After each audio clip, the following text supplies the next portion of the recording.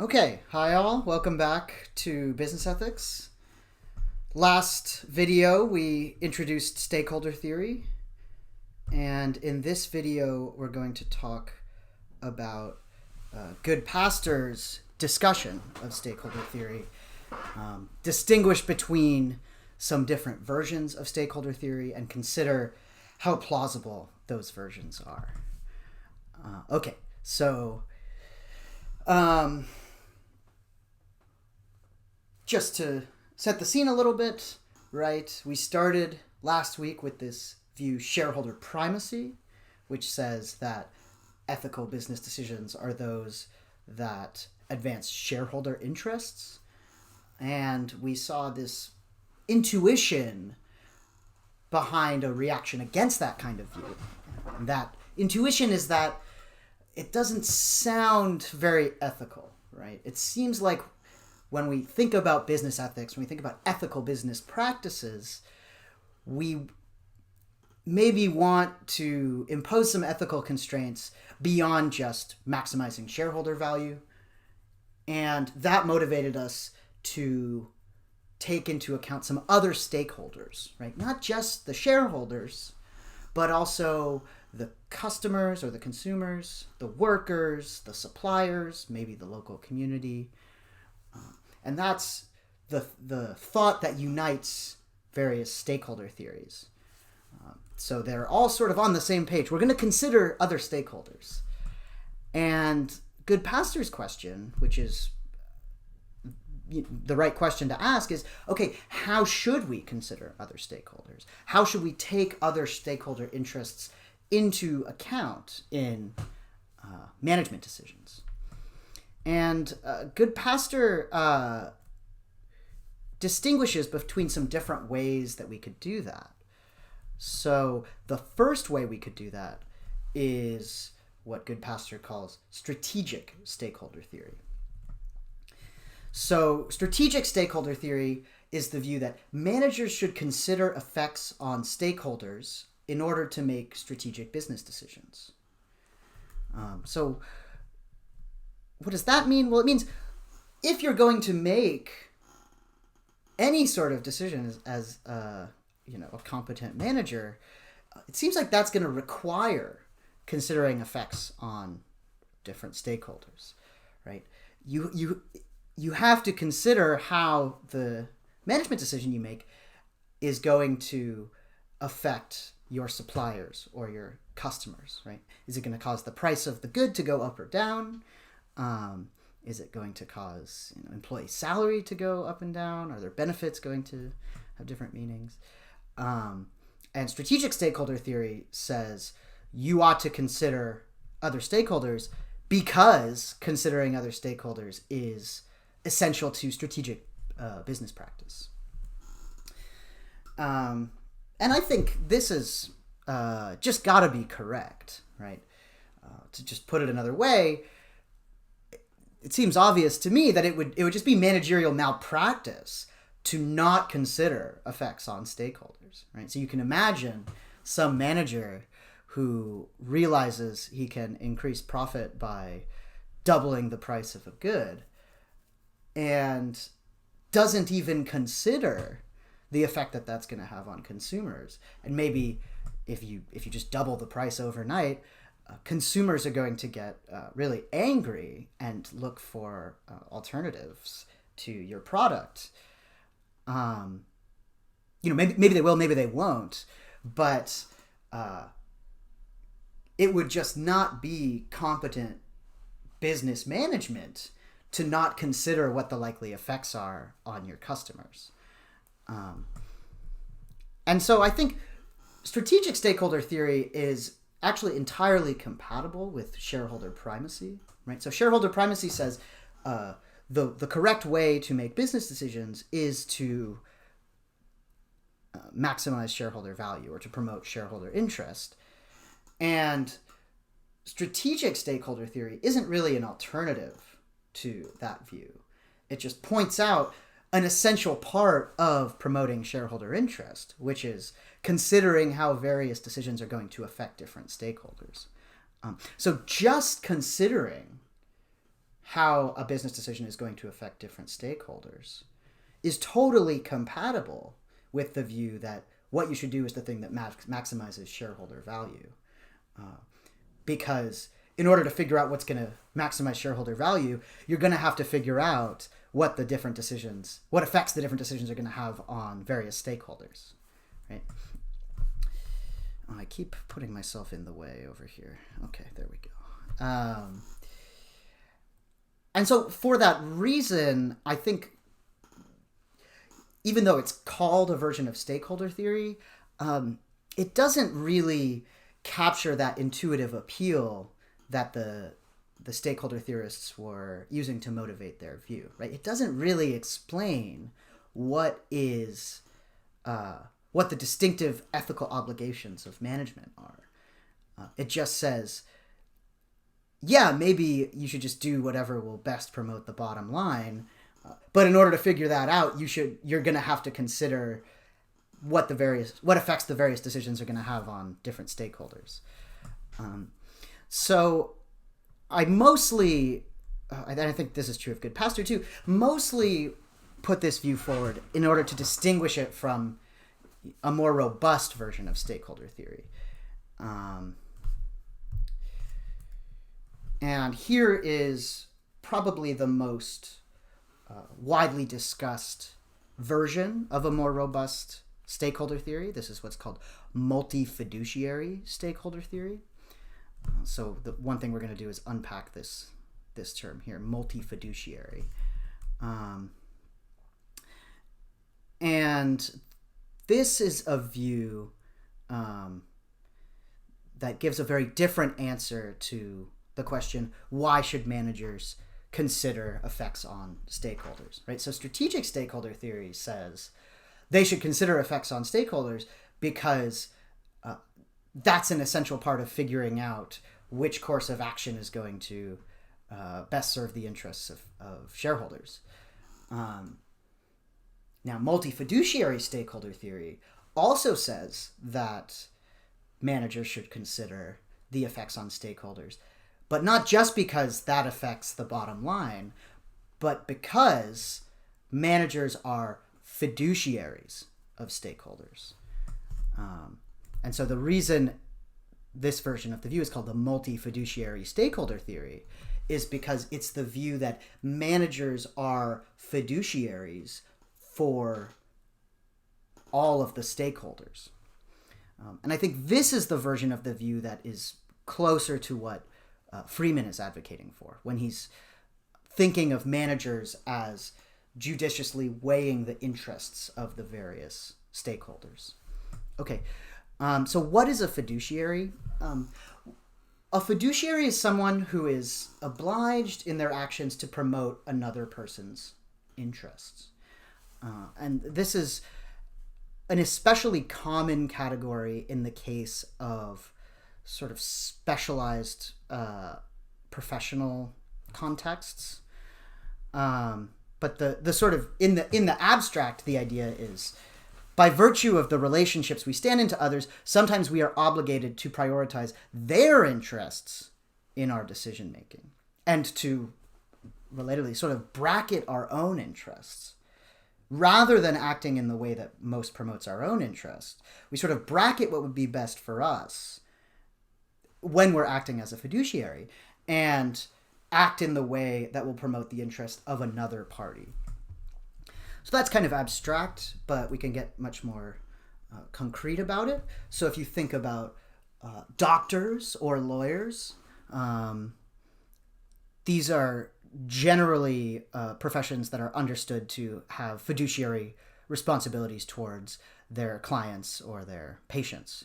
Right? So if you think about a medical context, so someone's your doctor, it seems like the sorts of responsibilities that they have towards you in managing your care are fiduciary responsibilities. So maybe it would be in the doctor's best interest to pursue treatment one.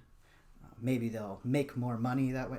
I'm an American, so the profit motive is deeply embedded in the American medical system, as you may have heard. maybe they'll make more money going with treatment A, or maybe it'll be easier or less time consuming for the doctor. Those considerations are not legitimate considerations in the context of a doctor-patient relationship, right? So if treatment A is going to be better for the doctor, they'll make more money, or it's easier or less time consuming for them, and treatment B is going to be better for the patient's health, we expect the doctor to pursue treatment B, even though it's not in their own interests. Why is that? Because the doctor has fiduciary responsibilities towards you as a result of the special doctor-patient relationship that you stand in. So we expect doctors to bracket their own interests in the context of administering medical care, and instead expect their decision-making to be motivated wholly by what is in the best interest of the patient. Right? The same sort of situation arises in criminal law, for example, right? So if you think about a criminal defense attorney, a public defender, someone like that, they have fiduciary obligations to their client. And again, in deciding the legal strategy, the defense that they're going to mount, they have a fiduciary obligation to do what's in the best interest of their client, even if that's not particularly in their own best interest. And it's a very serious violation of professional ethics for them to not mount the most vigorous defense of their client, right? So that's what a fiduciary relationship is. It's so, there are certain spheres where it's very sort of clearly established that we think fiduciary obligations apply. There are other spheres that are interestingly more nebulous. So the one that I am most familiar with is investment advice. So it turns out that different investment advisors are held to different standards with respect to the advice that they offer the people who come to them for investment advice. So in the United States, there are some investment advisors who are held to a fiduciary standard, which means the advice that they give you must be in your best interest. But there are other investment advisors who are held to a lower, reasonable advice standard, where they can give you advice that they believe is not in your best interest. Maybe it's in their own best interest, but so long as it's reasonable, they are fulfilling their professional obligations. So this is, many of you are going to go on to make much more money than I am and be much more likely to interact with an investment advisor. And if you learn nothing else from this course, learn this, because this actually will, this is the most profitable bit of knowledge I will impart upon you. The first question you will ask when you meet with a potential investment advisor is, are they held to a fiduciary standard? And if they are not, you will leave and you will go to a different investment advisor who is held to a fiduciary standard, because then you will get advice that is more in your interest and less in their interest. Okay, so that's the notion of a fiduciary, right? In virtue of standing in a special sort of relationship, sometimes it's a legally codified relationship, like lawyer and client. Sometimes it's more just a social relationship. So if you think about often parents and children, right? I suppose that is, in some sense, a legal relationship too. But often parents are expected to act as fiduciaries for their client, for their child, not necessarily, not always legally speaking, but ethically speaking, right? So in virtue of standing in a special sort of relationship, these special obligations arise to bracket your own interests and instead act on the interest of the person for whom you are a fiduciary. And we'll actually talk a bit more about fiduciaries next week. They'll come up again next week. But so the multi-fiduciary stakeholder theory is the view that managers are fiduciaries for all of the stakeholders. And so their job is to promote the interests of all the stakeholders. And, given that those interests aren't necessarily going to align all the time, to sort of judiciously balance the interests of the various stakeholders. So that's a much more robust version of stakeholder theory. Right? We had strategic stakeholder theory, which is really just an elaboration of shareholder primacy. At least it easily could be understood as just an elaboration of shareholder primacy, which says pay attention to stakeholder interests, because if you're going to effectively do what's best for the bottom line, you'd better understand how the decisions are going to affect the stakeholders and what the other stakeholders are likely to do in response. But multi-fiduciary stakeholder theory says, no, pay attention to how the decisions are going to affect the various stakeholders, because as a manager, you stand in a special relationship to all of the stakeholders, and in virtue of that, incur certain fiduciary responsibilities. And so you are morally obligated to promote the interests of the various stakeholders. Okay.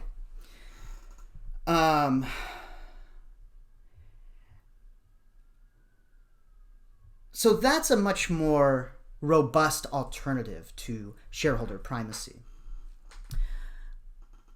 Unfortunately, it's an alternative that Goodpaster is quite skeptical of. So the first half of the article is basically distinguishing between these two versions of stakeholder theory and then arguing against each of them. Right? So there's the strategic stakeholder theory, which Goodpaster says it doesn't really feel very ethical, right? That sort of core intuition that was motivating stakeholder theory, that just maximizing shareholder value, doesn't seem particularly ethical. Well, the fact that strategic stakeholder theory is just consistent with shareholder primacy shows that it's not really going to get us any more substantive ethical constraints on management. Hence the appeal of multi-fiduciary stakeholder theory, which thinks of the situation as managers having fiduciary obligations to the various stakeholders. So they have much more substantial ethical responsibilities, right? Because they have responsibilities to promote the interests of suppliers and consumers and workers and shareholders, etc., right? But Goodpaster thinks this sort of goes too far in the other direction.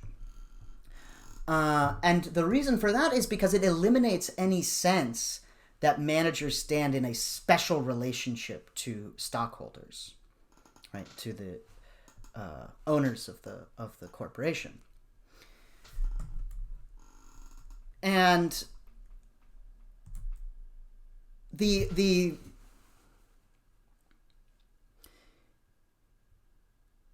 worry here is that it makes the managers too neutral in many business situations.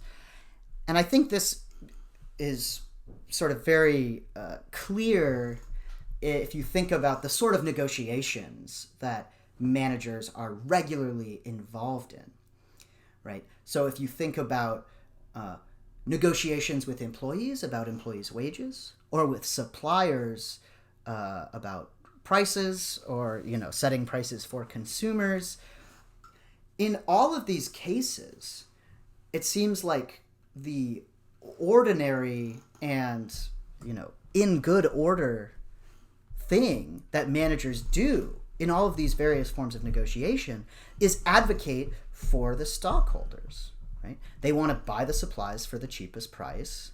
They want to pay the employees less, or they want to keep employee compensation down as a way of keeping production costs down, and they want to sell the product for the maximum price. That seems like really essential to the role of the manager of a corporation.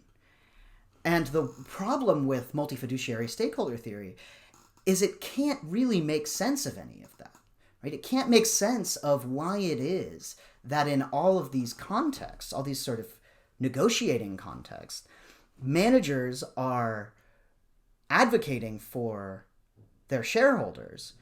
And moreover, it seems perfectly proper for them to do that. How would negotiations with employees go? Those are the two sides of the table, right? There's the employee side of the table and the management side of the table.